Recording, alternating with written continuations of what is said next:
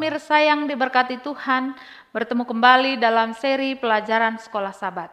Sebelum kita mendengarkan firman Tuhan pada malam hari ini, kita sama-sama tunduk kepala dan kita berdoa. Bapa kami dalam surga, puji syukur Tuhan atas kesempatan kami untuk mendengarkan firman Tuhan pada malam hari ini. Biarlah Roh Kudus-Mu hadir bersama-sama dengan kami, agar kami dapat memahami akan maksud Tuhan dalam pelajaran ini. Kami serahkan seluruh kehidupan kami ke dalam tangan-Mu, sempurnakan doa kami, dalam nama anak Yesus kami berdoa. Amin. Pelajaran Sekolah Sabat Selasa 19 September 2023. Kasut Gereja Mengobarkan Kedamaian. Seorang prajurit Romawi yang bersiap untuk pertempuran akan memakai sepasang sandal militer yang kokoh. Sebuah kasut dengan sol berlapis-lapis menampilkan paku sepatu yang kasar, membantu prajurit itu tidak goyah di atas tanah dan berdiri, terdapat di dalam Efesus 6 ayat 11, 13, dan 14. Paulus menjelaskan kasut militer ini dengan bahasa dari Yesaya 52 ayat 7 yang memperlihatkan momen ketika seorang utusan membawa berita bahwa pertempuran Yahweh atas nama umatnya dimenangkan. Yesaya 52 ayat 8-10, dan damai sekarang ini memerintah. Betapa indahnya kelihatan dari puncak bukit-bukit kedatangan pembawa berita yang mengabarkan berita damai dan memberitakan kabar baik. Terdapat di dalam Yesaya 52 ayat 7. 8 kali Paulus menyoroti damai di kitab Efesus.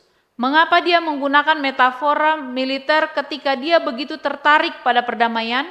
Di dalam Efesus 1 ayat 2, kasih karunia dan damai sejahtera dari Allah, Bapa kita dan dari Tuhan Yesus Kristus menyertai kamu. Efesus 2 ayat 14, 15, dan 17 ayat 14. Karena dialah damai sejahtera kita yang telah mempersatukan dan telah merubuhkan tembok pemisah, yaitu perseteruan. Dan yang ayat yang ke-15, sebab dengan matinya sebagai manusia, ia telah membatalkan hukum Taurat dengan segala perintah dan ketentuannya untuk menciptakan keduanya menjadi satu manusia baru di dalam dirinya, dan dengan itu mengadakan damai sejahtera. Ayat yang ke-17, ia datang dan memberitakan damai sejahtera kepada kamu yang jauh dan damai sejahtera kepada mereka yang dekat. Di dalam Efesus 4 ayat 3, dan berusahalah memelihara kesatuan roh oleh ikatan damai sejahtera.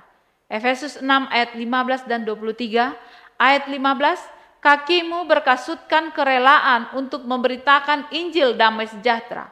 Ayat yang ke-23, damai sejahtera dan kasih dengan iman dari Allah, Bapa dari Tuhan Yesus Kristus menyertai sekalian saudara. Paulus menyatakan perdamaian sebagai pekerjaan Kristus, damai sejahtera kita. Dia yang memberitakan damai sejahtera kepada kamu yang jauh dan damai sejahtera bagi mereka yang dekat. Efesus 2 ayat 14-17. Menyatukan orang Yahudi dan orang bukan Yahudi ke dalam satu kemanusiaan baru. Efesus 2 ayat 15. Dengan tetap menghidupkan cerita Injil tentang penyelamatan Kristus dan karya kreatifnya tentang kedamaian, dengan merayakan kemenangannya di masa lalu dan melihat ke arah teriakan kemenangan di masa depan. Orang-orang percaya mendorong kaki mereka dan berdiri siap untuk berperang. Seperti utusan dalam Yesaya 52 ayat 7, orang percaya adalah utusan yang memberitakan kemenangan Kristus dan damai sejahteranya. Paulus bagaimanapun tidak ingin kita memahami panggilannya untuk berperang sebagai panggilan untuk mengambil senjata militer melalui musuh-musuh kita. Itulah sebabnya ia menggambarkan orang percaya sebagai pembawa berita Injil damai sejahtera, Efesus 6 ayat 15.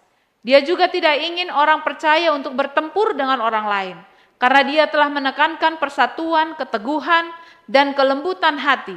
Baca terutama di dalam Efesus 4 ayat 25 dan Efesus 5 ayat 2. Gereja harus mengobarkan perdamaian dengan menggunakan gudang Injil Kristen, kerendahan hati, kesabaran, pengampunan, dan lain-lain, dan praktik doa penyembahan. Tindakan semacam itu bersifat strategis menunjuk pada rencana besar Allah untuk mempersatukan segala sesuatu di dalam Kristus. Efesus 1 ayat 9 dan 10. Bagaimanakah teks berikut ini membantu kita memahami apa arti gambaran militer Paulus dalam kehidupan kita sebagai orang percaya? Allah memanggil kita untuk mengenakan perlengkapan senjata. Kita tidak menginginkan perlengkapan senjata Saul, tetapi seluruh perlengkapan senjata Allah. Kemudian kita dapat pergi dalam pekerjaan dengan hati yang penuh dengan kelembutan, belas kasihan, dan kasih seperti Yesus. Ellen G. White, Australian Union Conference Record, 28 Juli 1899. Tuhan memberkati. Mari kita sama-sama berdoa. Bapa kami dalam surga, puji syukur Tuhan pada malam hari ini kami sudah mendengarkan firman-Mu. Kiranya kami dapat mengobarkan pekabaran firman Tuhan, agar pekabaran ke seluruh dunia dapat kami sebarkan dan Tuhan akan datang menjemput kami. Kiranya Roh Kudus-Mu selalu bersama-sama dengan kami Tuhan, biarlah dengan demikian kehidupan kami semakin hari, semakin dekat di hadapan Tuhan. Kami serahkan seluruh kehidupan kami ke dalam tangan-Mu, sempurnakan doa kami, dalam nama anak Yesus kami berdoa. Amin.